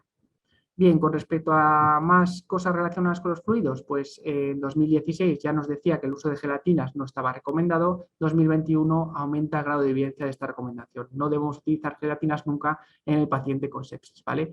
Esto se basa en un nuevo metaanálisis con 52 ensayos clínicos donde claramente hay una reducción de la mortalidad, un aumento de la mortalidad, perdón, en aquellos pacientes donde yo intento remontar la tensión arterial con gelatinas con respecto a los que utilizamos fluidos únicamente cristaloides. Bien, otro aspecto importante que hace una pequeña modificación es cuánto fluido le pongo a mi paciente una vez que remonta la tensión arterial, ¿no? Yo le pongo la fluidoterapia, alcanzo la tensión arterial adecuada y aquí claramente hay digamos, dos escuelas. Hay una escuela que aboga por ser más restrictivo porque ya que le he puesto mucha cantidad de fluido a mi paciente y este tiene un efecto negativo cuando va acumulándose en el paciente, ¿no? Pues hay una escuela de restringir mucho los fluidos a partir de cuando consigo remontar esta tensión arterial y luego hay otra escuela que nos dice que un poco da igual, ¿no? Que siga hidratando al paciente, que tampoco va a pasar nada, ¿no? Lo que nos dicen las guías es que a día de hoy no tenemos suficiente evidencia para optar por una estrategia restrictiva versus una estrategia liberal, ¿vale? Eso sí, nos dice que únicamente debería ponerse, o sea, una vez que remonta la tensión arterial, debería seguir poniendo fluidos en aquel paciente que lo necesita realmente, ¿vale? Que tampoco lo pongamos de forma gratuita. Y esto, bueno, ¿por qué hay esta controversia? Bueno, porque al paciente con sepsis realmente le estamos poniendo muchísimos fluidos, ¿vale? Fijaos en los ensayos clínicos que tenemos publicados. En el ensayo Rivers en 2001 le ponemos más de 12 litros en las primeras 72 horas a este grupo de pacientes, ¿vale? Luego los ensayos clínicos posteriores han puesto menos, en torno a 6-7 litros dentro de las primeras 72 horas, pero esto es una cantidad de fluido importante que produce dos efectos adversos nocivos. En primer lugar, esta edemetización del paciente y este efecto cardiorrenal producida por el exceso de volumen, es decir, estamos haciendo daño al riñón, daño al corazón, con lo cual, pues bueno, no parece buena idea sobrecargar a mi paciente de fluidos, ¿vale? La verdad es que el único ensayo clínico que tenemos reciente es el estudio RIPS, de 109 pacientes, donde lo que hacen es un grupo de pacientes le restringen mucho los fluidos en la medicación, en los electrolitos, etcétera, y a otro grupo de pacientes pues dejan hacer la práctica habitual, ¿vale? Y entre ambos grupos pues no encuentran diferencias en términos de mortalidad, con lo cual, a pesar de que hay ahora mismo dos ensayos clínicos en marcha que nos pueden cambiar esta recomendación, a día de hoy no se considera una estrategia mejor que otra. Bien, este cambio también es importante y yo creo que nos puede afectar para alguna llamada que tengamos en las guardias o especialmente, ¿vale? O que estemos en las unidades y nos pregunten. Hasta el momento, digamos que la noradrenalina, ¿vale? Que como sabemos es el primer vasopresor que ponemos cuando mi paciente no responde a fluidos, pues no la considerábamos como un fármaco que se pudiera poner por vía periférica, ¿vale? Tiene la fama de ser un fármaco pues bastante necrosante, muy ácido, etcétera, ¿vale? Lo que nos dicen las guías, y no estaba en 2016, es que si tengo que esperar a que mi paciente le pongan una vía central para ponerle la noradrenalina, va a tener probablemente un efecto más negativo que si se la pongo por vía periférica unas horas y consigo remontar la tensión arterial de mi paciente. De tal manera que la guía nos dice que si tengo que esperar, le ponga la noradrenalina por vía periférica, ¿vale? Esto sí nos dice que sea durante poco tiempo y en la fosa anterocubital, que es donde va a tener menos riesgo de extravasación, ya que los autores nos dicen que pues esta frecuencia es baja realmente, menos del 5%, y que no hay muchos episodios realmente de necrosis asociados a la extravasación de noradrenalina. No obstante, dejo aquí algunas recomendaciones, porque puede ser una llamada que a partir de ahora, si cambian un poquito las recomendaciones y se pone más noradrenalina por vía periférica, pues puede ser que nos llamen preguntando, ¿se me ha extravasado? ¿Qué hago y qué tengo que hacer en este paciente? ¿Vale? En principio, bueno, aparte de las medidas generales que haríamos con cualquier extravasación, es importante poner calor, ¿vale? No poner frío, porque si pongo frío a este grupo de pacientes con esta extravasación voy a hacer más daño que nada, ¿vale? Y con respecto a qué fármacos utilizar, pues la fentolamina, aunque es un medicamento extranjero y no está disponible en todos los hospitales, se puede poner por vía intradérmica, ¿vale? Como fármaco de elección, pero luego tenemos otras alternativas como son la pomada de nitroglicerina o de sulfadiazina argénica, ¿vale? Como hemos dicho, evitar frío y la hialuronidasa tampoco tiene papel aquí en este tipo de extravasaciones. Bien, con respecto a qué pasa cuando a mi paciente le pongo la noradrenalina y no va respondiendo bien. Bueno, pues aquí hay un pequeño cambio de recomendación. Básicamente, los niveles de actuación son iguales, es decir, si no responde a la noradrenalina, el siguiente vasopresor a elección es la vasopresina, ¿vale? Si mi paciente no responde a vasopresina, podríamos agregar epinefrina, ¿vale? Lo que sí que ha cambiado un poquito es el uso de terlipresina en el paciente con sepsis, ¿vale? Sabemos que hasta hace un par de años no teníamos vasopresina en España, ¿vale? Aparecían las guías, vasopresina, pero aquí no teníamos, ¿vale? Entonces, con lo cual, se planteó que si podíamos utilizar terlipresina, dado que es un análogo a vasopresina, ¿vale? A partir de esto, pues han surgido ensayos clínicos, concretamente este metaanálisis incluye 9 ensayos clínicos que comparan terlipresina con respecto a administrar solo noradrenalina y nos viene a decir que bueno, que no tiene ningún efecto beneficioso y además hay más efectos adversos relacionados con isquemias en los dedos, etcétera, etcétera, ¿vale? Con lo cual, si nos piden terlipresina para un paciente con shock séptico, en principio deberíamos decir que se lo piensen un poco, ¿vale? Más cositas. Con respecto al paciente, ¿vale? Yo tengo al paciente que le tengo con vasopresores, le tengo con noradrenalina, la tensión arterial bien controlada y empieza su corazón a claudicar, ¿vale? Cuando hay disfunción cardíaca se ha planteado que si el levosimendan, como tiene este efecto inotrópico positivo, podría tener efectos beneficiosos en este paciente, ¿vale? Al aumentar la contractilidad. Pues bien, las nuevas guías nos dicen que nos han quitado esta esperanza y nos dicen que no usemos levosimendan nunca en un paciente con sepsis donde hay una disfunción cardíaca, ¿vale? Esto se basa en este ensayo clínico con 516 pacientes, donde el grupo de levosimendan se asoció a mayor probabilidad de retirar, o sea, de mayor imposibilidad de retirar la ventilación mecánica a los 28 días y mayor frecuencia de efectos adversos como taquiarritmias. Además, pues no suponía ningún beneficio en términos de mortalidad, incluso parece que tenía un efecto negativo, con lo cual, si me preguntan, en este paciente no debería utilizar levosimendan. Bien, y para acabar, comentar dos cosas de terapias adicionales que hay más allá de poner fluidos, vasopresores y antibióticos. Bueno, pues un pequeño cambio que hay es con respecto al uso de corticoides en el paciente con shock séptico, ¿vale? Hasta ahora nos venía a decir que si yo tengo un paciente que está tirando con noradrenalina tiempo, ¿vale? Y consigo estar con tensiones arteriales adecuadas, pues el uso de corticoides en principio no estaría recomendado o no requeriría corticoides. Únicamente en aquel paciente que no responde bien es cuando se nos aconsejaba poner corticoides, concretamente hidrocortisona. Bien, en 2021 parece que aumentan un poquito de nivel los corticoides y nos dice que el paciente con shock séptico y que requiere vasopresores de forma continua, ¿vale? En este caso podemos utilizar corticoides a pesar de que estamos consiguiendo unas buenas tensiones arteriales, ¿vale? Concretamente nos dicen que el corticoide de elección en el paciente con sepsis es la hidrocortisona, ¿vale?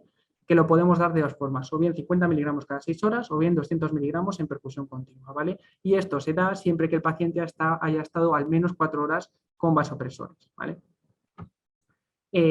¿Por qué el corticoide tiene un efecto positivo en la sepsis? Bueno, pues se ha visto que en este grupo de pacientes el administrar corticoides, debido a que hay un déficit de cortisol, pues ayuda a restaurar el volumen plasmático, aumenta la tonicidad de los vasos, ¿vale? Con lo cual, pues mejora un poquito conseguir aumentar la tensión arterial, que es tan importante en este grupo de pacientes, disminuye la inflamación, y hay varios ensayos clínicos que muestran que administrar corticoides en el paciente que le estamos dando vasopresores reduce la duración de shock, la ventilación mecánica, e incluso hay un estudio ya que nos demuestra una reducción de la mortalidad. Con lo cual, los corticoides en este grupo de pacientes, pues una administración correcta, ¿vale?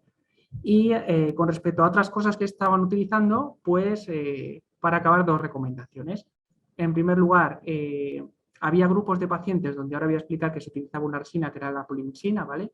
Que permitiría atraer ciertas toxinas de la bacteria y por tanto parecía que podía tener un efecto beneficioso, pues estas guías nos dicen que nada, que otra vez fail total, con lo cual se sugiere no utilizar hemoperfusión con polimixinas. Y lo mismo con la vitamina C, ¿vale? La vitamina C que surgió durante unos años como una nueva posibilidad en el paciente con shock séptico, ¿vale? Que no respondía a nada, en estas guías nos la tumban definitivamente y nos viene a decir que en el paciente con shock séptico pues no nos vale para mucho darle vitamina C. Para explicar estas 2 recomendaciones, la primera, como hemos dicho, ¿vale? Estas polimixinas lo que hacían es, bueno, la bacteria libera unos polisacáridos que producen la inflamación, sobre todo los gram negativos, ¿no?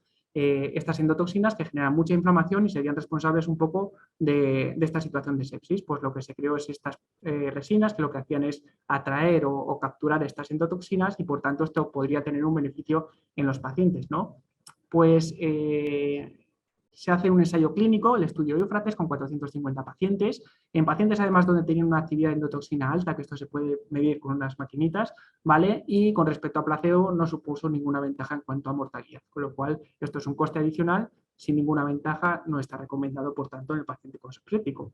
Y con respecto a la vitamina C, pues sabemos que el cóctel de vitamina C, hidrocortisona y tiamina ha sido un cóctel que se ha utilizado en última línea en el paciente con shock séptico, ¿vale? Que surgió así con mucho boom, pero hay 2 ensayos clínicos que nos lo echan por tierra, ¿no? El estudio Vitamins, donde se reclutan 200 pacientes y no hay diferencias en mortalidad ni en tiempo de uso de vasopresores, ¿vale? Y otro estudio similar, que es este de aquí, con 80 pacientes, donde el uso de vitamina C, hidrocortisona y tiamina con respecto a placebo no supone ninguna diferencia en términos de mortalidad, ¿vale? Con lo cual, a día de hoy, sería una pauta no recomendada.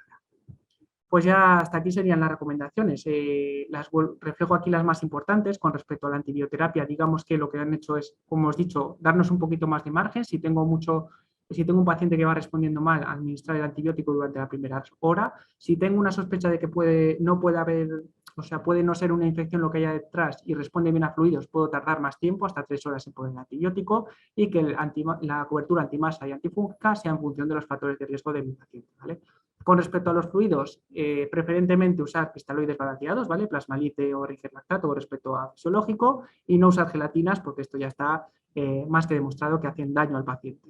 Con respecto al paciente que no responde a fluidos y le tengo que poner vasopresor, pues la recomendación nueva es, si tengo que esperar, ponle la noradrenalina por vía periférica, ¿vale? Aunque tenga un pequeño riesgo de extravasación, que use vasopresina y no terlipresina, y que el levosimendan no es buena idea en este grupo de pacientes. ¿Y qué pasa en los pacientes que no responden a vasopresores? ¿Vale? Pues nos viene a decir que los corticoides son el tratamiento que tenemos que dar, hidrocortisona, 50 miligramos cada 6 o 200 en perfusión continua, y que la vitamina C y la hemoperfusión con polimixinas pues no tienen ningún beneficio para nuestro grupo de pacientes y por tanto pues no son terapias aconsejables. Y hasta aquí es lo que os quería contar. Muchísimas gracias por la atención y nada, esperemos el turno de preguntas.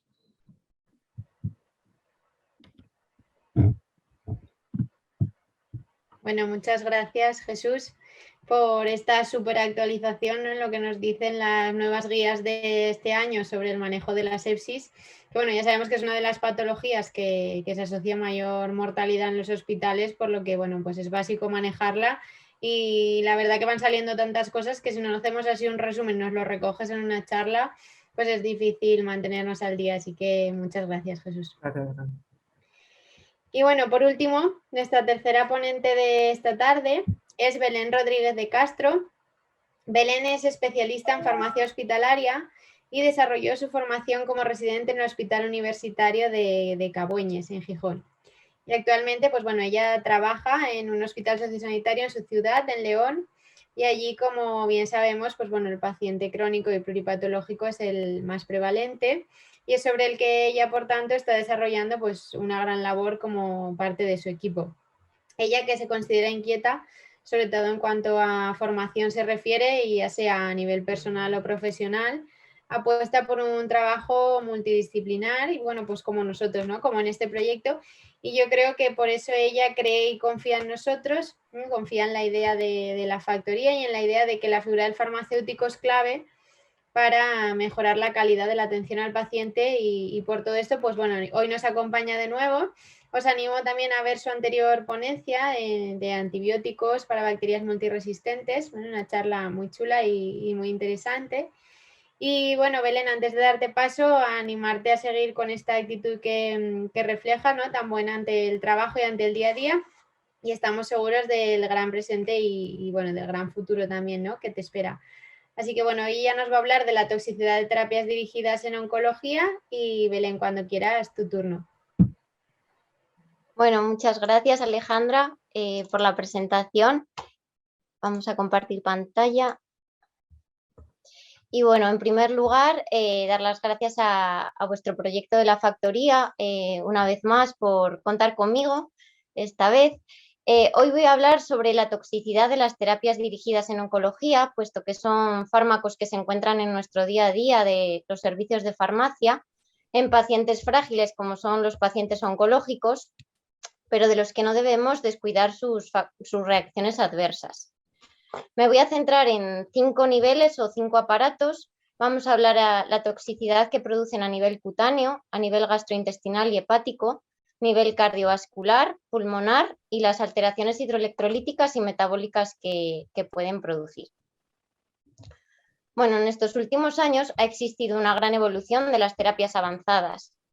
La Agencia Española del Medicamento y Productos Sanitarios, la EMS, lo define como medicamentos de uso humano basados en genes, que sería la terapia génica, en células, que sería la terapia celular, o en tejidos, que sería la bioingeniería o ingeniería tisular.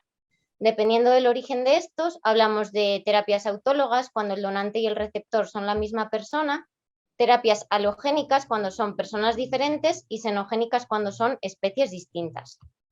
Dentro de estas terapias avanzadas, existe un grupo que serían los agentes biológicos diana específicos, fármacos antidiana o terapias dirigidas, que son de los que vamos a hablar esta tarde. Se caracterizan por reconocer de manera específica las células tumorales y actuando directamente sobre las proteínas o los mecanismos implicados en la proliferación y en el crecimiento de estas. Son en general más específicos y generando menos efectos secundarios, pero no debemos olvidarlos, la verdad. Hay muchas maneras de clasificar estas nuevas terapias. Una forma que suele ser bastante habitual sería, dentro de las terapias dirigidas, hablar de anticuerpos monoclonales y moléculas más pequeñas. Dentro de los anticuerpos monoclonales, dependiendo del origen, pues están los murinos, quiméricos, humanizados o completamente humanos, y las moléculas más pequeñas, que serían los inhibidores de las quinasas, inhibidores del proteasoma, inhibidores de la antiapoptosis, etc. Bueno, en esta diapositiva he reflejado un poco de estos anticuerpos monoclonales y inhibidores de las tirosinquinasas muy habituales prescritos por los servicios de oncología, con su diana terapéutica y con sus indicaciones, para ver que están muy presentes en nuestro día a día. Y me parece importante clasificar la toxicidad en función del momento de aparición, ¿no? Hablamos de toxicidad inmediata cuando tarda entre horas y días después de la administración de estos ciclos. Hablamos también de toxicidad precoz, retardada o tardía. La tardía puede tardar hasta años después de la administración de estos tratamientos. Lo más habitual es que los efectos adversos desaparezcan una vez que se suspenden los fármacos, pero en algunas ocasiones sí que generan algunos daños permanentes. Vamos a comenzar con las toxicidades a nivel cutáneo. Bueno, a nivel cutáneo se manifiestan como de forma local o generalizada en la piel o en los anejos cutáneos, como pueden ser las uñas o los folículos pilosos. No amenazan la vida del paciente, pero sí que producen un gran impacto en su calidad de vida, puesto que se ven afectados su imagen corporal. Existe un gran amplio abanico de toxicidades cutáneas, entre ellas las que aparecen abajo de la diapositiva, las erosis, paroniquias, eczemas, telangiectasias, etc. Y es muy habitual que los inhibidores de la tirosinquinasas los produzcan, este tipo de toxicidad. El inhibidor del receptor del factor de crecimiento endotelial puede producir toxicidad cutánea entre un 50 y un 100% de los pacientes sometidos a este tratamiento. Bien, es verdad que es un marcador predictivo de eficacia de este grupo de fármacos. El Instituto Nacional del Cáncer clasifica la toxicidad cutánea en 4 grados, dependiendo de la afectación y de los síntomas que el paciente presente. Y depende del grado de toxicidad, hace unas recomendaciones. Por ejemplo, en el grado 2 se recomienda utilizar un antibiótico como la doxiciclina o minociclina, y ya en el grado 4, que es el paciente que tiene una dermatitis exfoliativa generalizada acompañado de úlceras, generalmente recomienda suspender el fármaco. En el grado 3, como vemos también, considera el uso de algún fármaco como la isotretinoína a dosis bajas. Vamos con la primera reacción, que puede ser la reacción hiperqueratósica mano-pie o síndrome de eritrodisestesia palmoplantar, que es muy habitual en los pacientes a tratamiento con inhibidores multiquinasa, como puede ser el sorafenib. Comienza en las palmas de las manos y de los pies y posteriormente puede llegar hasta la superficie de extremidades, de la región inguinal, incluso a los genitales.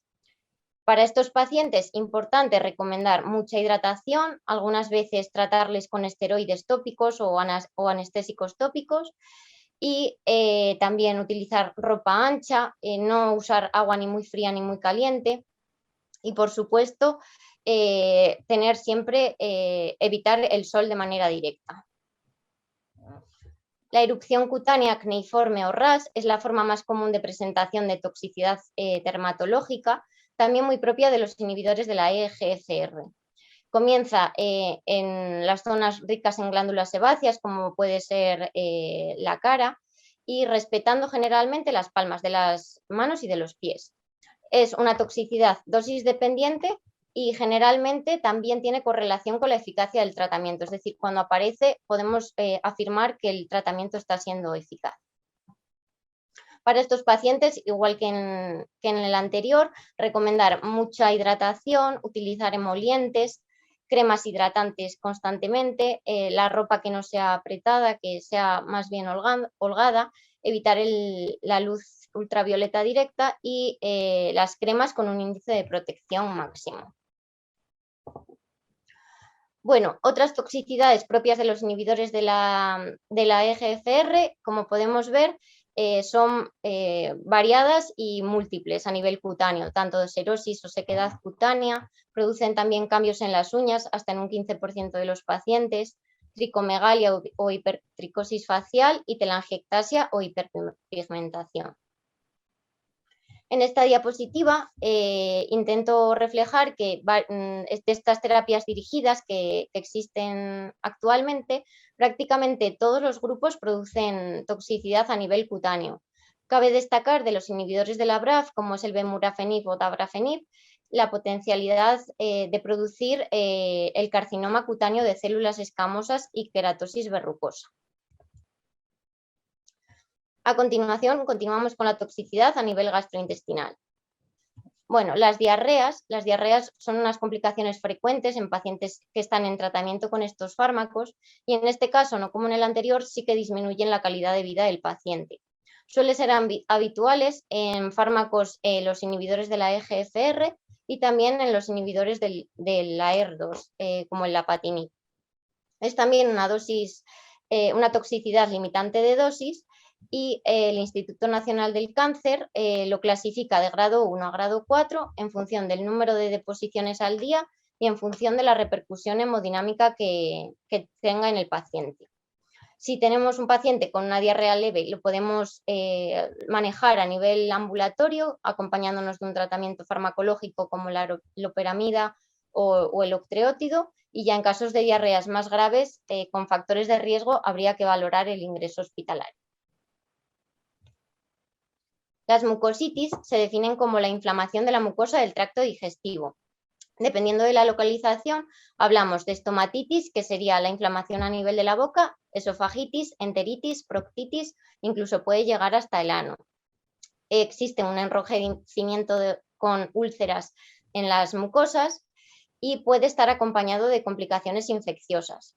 Estos pacientes en general tienen factores de riesgo que lo agravan, como puede ser quimioterapia convencional, cuando la boca no la tienen bien cuidada, patologías dentarias, radioterapia concomitante o neutropenia.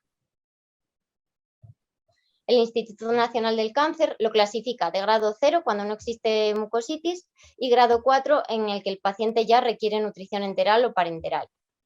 Para estos pacientes es muy importante hacerles insistir sobre todo en una higiene bucal adecuada y a veces recomendarles pues, anestésicos tópicos como la lidocaína, fármacos que recubren las mucosas con soluciones antiácidas como el sucralfato. A veces se les recomienda la vitamina E, analgésicos orales y en caso de sobreinfección fúngica, la nistatina.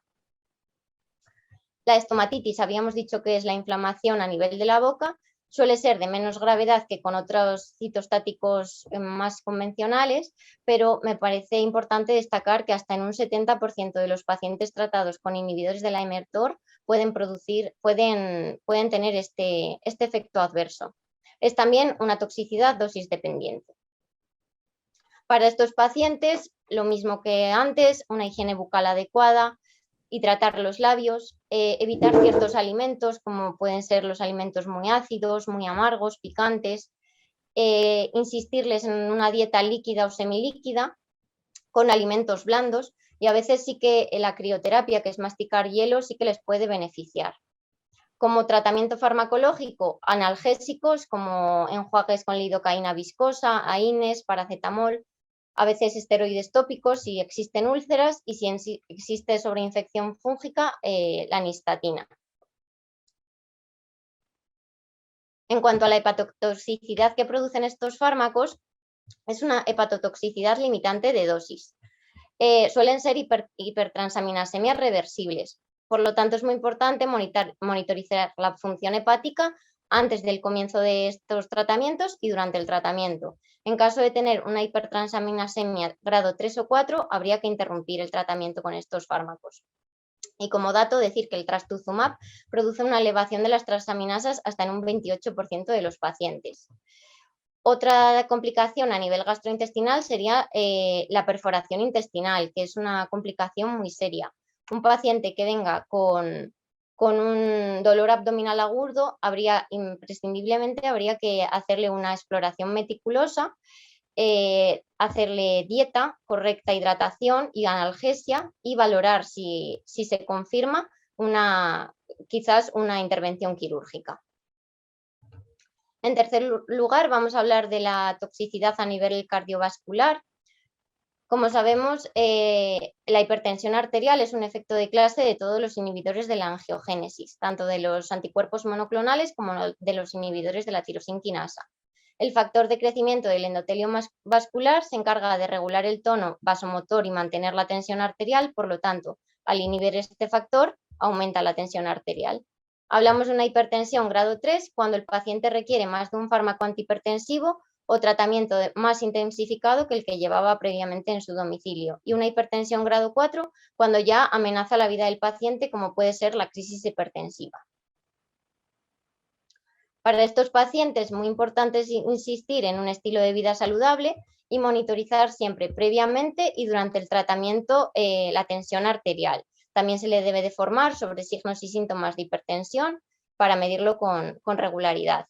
Y para tratarlo, IECAs, ARA2 y antagonistas del calcio como fármacos de elección, y cuando 2 fármacos de estos antihipertensivos a dosis máximas no fuese suficiente para normalizar las cifras o existiese un daño orgánico, habría que interrumpir el tratamiento. La proteinuria sería otro efecto secundario a estos fármacos. La proteinuria es el indicador de lesión del órgano diana, como es el riñón. Habría que hacer una monitorización mensual de proteínas en orina durante 24 horas. En caso de que aumente progresivamente, se debería de reducir la dosis. Y cuando ya estamos en rango nefrótico de más de 2 gramos de albúmina cada 24 horas, habría que interrumpir el tratamiento. La enfermedad tromboembólica cardiovascular y cerebrovascular es otra complicación muy seria, no es muy habitual, pero es muy grave. Se suele acompañar de factores de riesgo, suelen presentarlo pacientes ancianos mayores de 65 y sobre todo con historia previa y daño endotelial. Y en caso de que aparezca, habría que interrumpir el tratamiento. Bueno, la disfunción ventricular también es muy poco frecuente en pacientes a tratamiento con inhibidores de la tirosinquinasa. Suele aparecer en la parte izquierda del corazón, suele ser disfunción ventricular a nivel izquierdo, pero hasta un 27% de los pacientes tratados con el sunitinib disminuye la fracción de eyección del ventrículo izquierdo. Para tratar esta complicación, IECAs y betabloqueantes, diuréticos como la furosemida, y evitar fármacos que prolonguen el intervalo QT. El paradigma de esto sería los neurolépticos. Y ya para ir terminando la cardiovascular, otra complicación serían las hemorragias, que como antes comenté, el factor de crecimiento del endotelio vascular se encarga de la integridad de los tejidos. Al inhibir este factor, retrasamos la cicatrización, pudiéndose producir complicaciones hemorrágicas. Suele ser de grado 1, suelen ser hemorragias menores, pero hay ocasiones en las que ocurren episodios hemorrágicos graves, como puede ser una hemorragia intracerebral o la hemorragia vaginal. Una vez resuelto este proceso, por supuesto, interrumpir el tratamiento con estos fármacos. La cardiotoxicidad propia de los agentes anti-HER2, como es el trastuzumab, es importante que un paciente que vaya a comenzar con este tratamiento hay que hacerle una valoración de la función cardíaca previamente al inicio y un seguimiento posterior. En caso de que aparezca una insuficiencia cardíaca congestiva, habría que interrumpir definitivamente el tratamiento. Y si la FEBI basal disminuye en un 15%, se debería de interrumpir temporalmente, igual que si la FEBI disminuye un 50% con respecto al total. Y sí que se podría reiniciar paulatinamente cuando los niveles de FEBI se van siendo más normalizados. Y ya como dato también pueden prolongar el intervalo QT algunos de estos fármacos, como los inhibidores de la BRAF, el bemurafenib, o los inhibidores de la ALK, como puede ser el crizotinib. Habría que tenerlo en cuenta también. Vamos con la toxicidad a nivel pulmonar.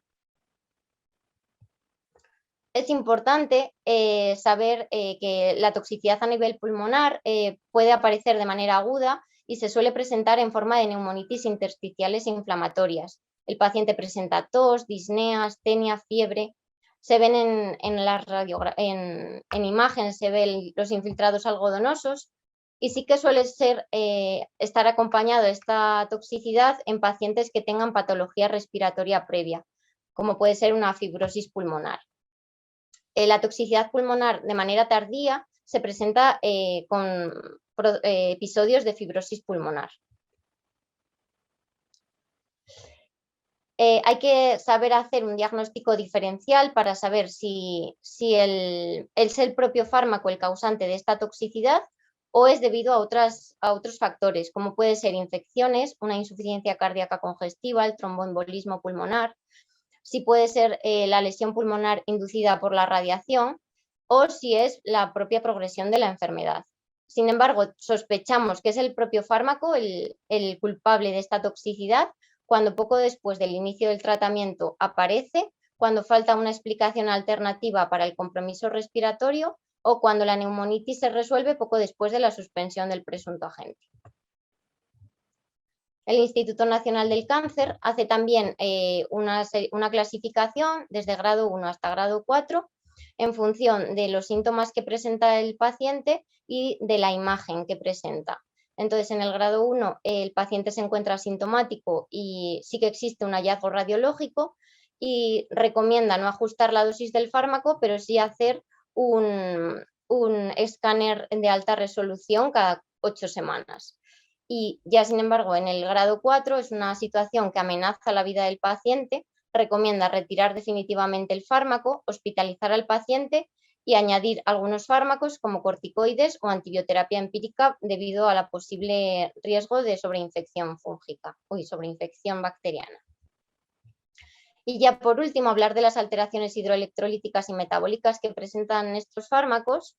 Comentar que fármacos como el imatinib puede producir edemas superficiales, generalmente son periorbitarios, el hipotiroidismo secundario al tratamiento con el sunitinib, hipomagnesemia, que suele ser frecuente en los inhibidores de la EGFR, y la hiperglucemia e hiperlipemia propia de los inhibidores de la mTOR. Acabo concluyendo que las terapias dirigidas engloban un conjunto de fármacos cuyos mecanismos de acción son más específicos y generan menos efectos secundarios. Aún así, su espectro de toxicidad, el rango de gravedad de esta y los posibles efectos adversos derivados de un uso prolongado de los mismos aún permanecen en estudio, y la toxicidad asociada al tratamiento quimioterápico es un aspecto muy importante, principalmente por la influencia negativa que ejerce sobre la calidad de vida de los pacientes, así como el riesgo vital que puede suponer en algunas circunstancias. Esta sería la bibliografía en la que me he basado. La dejo también por aquí y dar las gracias por la oportunidad que se me ha dado.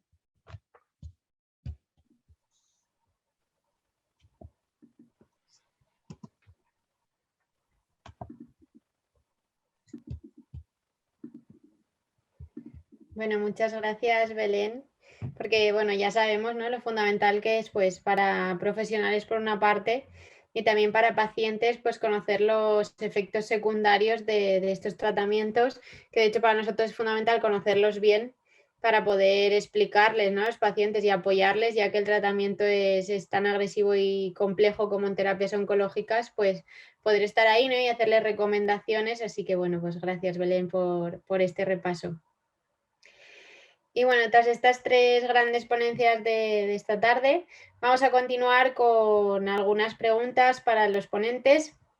Como ya sabéis, si cualquiera de los participantes tenéis cualquier consulta o cualquier duda, se la podéis comentar a través de la aplicación, en el apartado que veis aquí abajo de preguntas y respuestas. Y bueno, mientras damos tiempo a cualquier comentario que queráis hacer sobre las ponencias, vamos a ir comentando algunas preguntas, ¿no?, en el orden en que habéis ido hablando a lo largo de la tarde. Entonces, en primer lugar, me gustaría comentar con Patri. Bueno, os ha hecho este gran repaso, ¿no?, sobre que la dapagliflozina, pues, se va a utilizar en insuficiencia cardíaca. Y bueno, ¿tú crees que dapagliflozina ha llegado para quedarse en este mundo, en la insuficiencia cardíaca, o se quedará más bien en la diabetes, o qué es lo que se ha visto? Bueno, pues sí que es verdad que es una indicación bastante novedosa para un antidiabético que se utilice para la insuficiencia cardíaca, pero hay que destacar que aunque la única indicación financiada ahora sea como tercera línea para el tratamiento de esta enfermedad, en la guía de la Sociedad Europea de Cardiología aparece como con el mismo nivel de recomendación y de evidencia que los tratamientos actuales de la insuficiencia cardíaca, que este es el máximo nivel de evidencia y de recomendación de la clase 1A. Por lo tanto, puede ser que tenga un largo recorrido. Vale. Bueno, de momento ya hemos visto, ¿no?, que lo solicitan, lo van solicitando, no sé si en más centros, pero bueno, en algunos seguro que sí incluirían las guías, ¿no?, porque a lo mejor como antidiabético buscaban alternativas, pero bueno, ahora ya les está interesando también meterlo como para la insuficiencia cardíaca. Sí, eso es. De hecho, en nuestro hospital, en la última comisión de farmacia, se ha introducido este fármaco y de hecho ha sido solicitado por el servicio de cardiología. Es decir, que se prevé utilizarlo ya no solo para los pacientes diabéticos que ingresen y lo lleven como tratamiento domiciliario, pues a la hora de hacerles la conciliación, sino también como para pacientes que tengan insuficiencia cardíaca independientemente de que sufran diabetes o no. Exacto. Muy bien. A ver qué veo por aquí. Nos comenta Javier Parrondo que dapagliflozina es un add-on y no un tratamiento de base. Pues eso, exactamente, pero lo que estamos comentando, ¿no?, que que en principio se está Se incluyendo. está incluyendo como tercera línea, pero nunca de manera aislada, sino de hecho en los ensayos, lo que pasa es que ya por espacio de tiempo tampoco podía comentarlo, pero los pacientes, por ejemplo, en el último ensayo, que todos son pacientes con insuficiencia cardíaca, se les está tratando con la dapaglifosina, donde demuestra la superioridad, pero aparte llevan su tratamiento habitual de insuficiencia cardíaca, o sea, de momento se está introduciendo con mucha cautela. Exacto, yo creo que va poquito a poco, ¿no? De hecho, un ensayo son todo pacientes diabéticos, o sea, la indicación como principal sigue ahí de base en los pacientes. Muy bien, muchas gracias, Patri. Gracias a Y vosotros. bueno, tengo también aquí una duda para Jesús, porque bueno, como nos comentabas en un apartado que habían hecho ahí un poco popurrí de betalactámicos, ¿no? Los habían metido todos un poquito en un grupo sin diferenciar, pero comentaban que sería recomendable, ¿no? Si a poder ser, una infusión extendida de estos fármacos. Y bueno, esto a lo mejor en la UCI sí que se controla mucho y hay más estudios, pero es válido para pacientes que estén fuera de cuidados intensivos. Gracias, Alejandra, por la pregunta, muy interesante. La verdad es que eso es lo que hemos visto. La mayor parte de las recomendaciones están basadas en estudios llevados a cabo en la UCI, con lo cual yo creo que la UCI es una cosa clara ya, no deben estar UCIs sin perfusiones extendidas de betalactámicos. Y fuera de la UCI yo creo que lo que hay que mirar es lo que sabíamos, es identificar dos grupos de pacientes. El que tiene el riesgo de hiperfiltración, ¿no? Que es este paciente que filtra a mucha velocidad, ¿no? Que puede ser el paciente joven, el paciente obeso. En este grupo de pacientes, sobre todo en hematología, etcétera, etcétera, que es que la verdad es que tienen aclaramientos súper altos, sin duda hay que poner perfusiones extendidas aquí también. Y luego el otro grupo de pacientes sería el paciente donde ya me sospecho que pueda tener una CMI elevada, ¿no? O pueda tener una infección pulmonar, el EPOC este respiratorio que tiene pseudomonas multiresistente y estas cosas. En este también sería una buena alternativa, sin duda, por lo que tenemos en los estudios, la perfusión extendida. Yo creo que hacerlo extendible a todos los pacientes, estén independientemente o no en estas situaciones, es complicado, porque muchas veces tenemos el abuelito que viene del centro sociosanitario, ¿no? Con un colible, tiene 900 años, ¿no? Y le ponemos el meropenem, hombre, yo creo que a este paciente seguramente no tenga beneficio ponerle una perfusión extendida, ¿no? Pero bueno, la mayoría de estos pacientes jóvenes, pues yo creo que sí. Es verdad que la mayoría se manejarán en la UCI igualmente, ¿no? Pero bueno, por si Bueno, acaso, pues, ¿no? Para saber si en algún exacto, la caso. verdad es que aún así sí que tenemos pacientes, por ejemplo, en urgencias de este tipo, sépticos que no Claro. llegan a ir a la UCI, o en sala también, en hematología puede tener algún paciente que controle allí, y en estos pacientes pues hay que valorarlo, sí. Sí, se está generalizando, ¿no? También el uso de perfusión extendida. Muy bien. Y nos pregunta Guido Sardón respecto a las guías de sepsis. ¿No hacen referencia a la monitorización farmacocinética de vancomicina en MARSA, en sepsis? No, la verdad es que no entran a valorar la monitorización, sí que se dice que se utilicen los parámetros PKPD, con lo cual dicen recomiendan la monitorización, ¿vale? Pero no hace referencia a qué puntos de corte debíamos utilizar, ¿vale? Concretamente, si no, incluso no se moja dentro de los de antimarsa si debe utilizar uno u otro, ¿no? Bueno, porque depende de la circunstancia, así que no entra mucho en este apartado. Igual siguen actualizando y al final Sí, se sí. meten ahí también, pero muy bien. Muchas gracias, Jesús. Y bueno, por último, te quería preguntar, Belén, sobre tu ponencia. Pues bueno, como bien nos has explicado, ¿no? Has hecho un repaso sobre todas las toxicidades asociadas a los tratamientos oncológicos. Y bueno, ¿cuál podría ser un poco nuestro papel, ¿no? ¿Cuál es la importancia de que intervenga un farmacéutico para manejar el control, pues, de estas toxicidades en general que nos comentabas? Sí, yo creo que, bueno, en primer lugar, el oncólogo es quien tiene que dar la serie de recomendaciones al paciente, ¿no? Porque es el que va a hablar directamente con él en primer lugar. Pero dado un poco igual el estrés postraumático que tienen estos pacientes tras un diagnóstico así, me parece muy importante el papel del farmacéutico hospitalario. Podemos insistir en ciertas recomendaciones que podemos, antes de comenzar el tratamiento, sobre todo, como he comentado durante la presentación, a nivel odontológico, el tema de las revisiones, que es muy importante, a nivel mirar a ver si el paciente antes de comenzar con estos tratamientos tiene hecho un ecocardiograma, si ha ido al cardiólogo, también a nivel, pues el seguimiento también de todas estas toxicidades a nivel cutáneo, a nivel incluso de los ojos, oftalmológico, que tampoco me metí mucho, pero bueno, me parece imprescindible nuestro papel en este control de toxicidades. Sí, ¿no? Yo estoy de acuerdo contigo. De hecho, cuando rotamos, por ejemplo, nosotros en la residencia en oncología y vamos a las consultas, es verdad que a nivel de la toxicidad es donde más dudas a lo mejor te consultan, ¿no? O puedes participar tú también un poquito más y, por supuesto, el paciente lo agradece porque, claro, para ellos es como ya suficiente el tratamiento bastante pesado, ¿no? Si puedes colaborar un poco por ahí. Exacto. Está claro. Muy bien. Pues muchas gracias, Belén.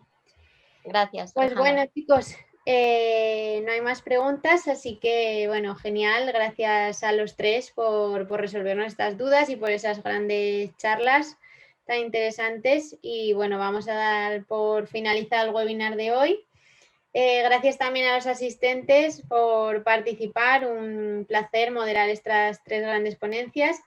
Y bueno, pues gracias por querer formar parte de la familia, ¿no? Del equipo que estamos construyendo con este proyecto. Como siempre, eso, gracias a los que habéis estado con nosotros, por dedicarnos este rato y por mantener también, como decía al principio, pues la ilusión por aprender, ¿no? Y seguir mejorando nuestra profesión. Bueno, como ya sabéis también, a lo sumo en 1 o 2 días tendréis estas charlas subidas en la página web, en lafactoria.com. Os invitamos a que nos visitéis y a que sigáis viendo y compartiendo todo el contenido. Y también deciros que si estáis interesados en participar, vosotros o algún compañero, pues podéis escribirnos tanto a través de la página web como de correo electrónico. Y bueno, si queréis manteneros también al día de las novedades, ¿no? De las charlas que vamos haciendo, etcétera, pues también tenemos una lista de difusión de WhatsApp, que igual es una vía un poquito más desconocida, y también desde la página web podéis acceder. Y bueno, con todo esto, pues nos vemos el próximo lunes.